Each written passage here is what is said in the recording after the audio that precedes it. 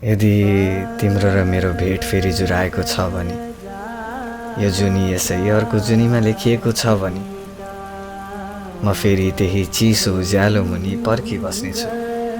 आफूलाई अनन्त तिम्रै हो भनेर भ्रममै पुरिराख्नेछु। अनि कल्पना परह सम्झनामा सीमित नरहने गरी त्यो कालमा म कालो मसीले आफै भाग्य कोर्नेछु।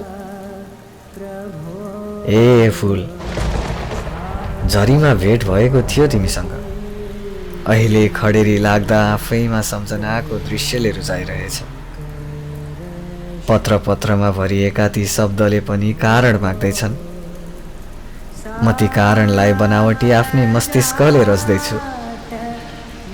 हुन्छ होला फेरि हाम्रो भेट, अर्को जुनी सही यही थोपा मुनि रुजेर फेरि तिमीलाई आफ्नो बनाउनेछु।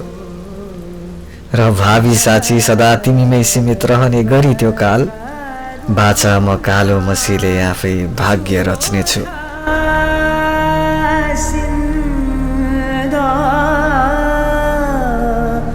shine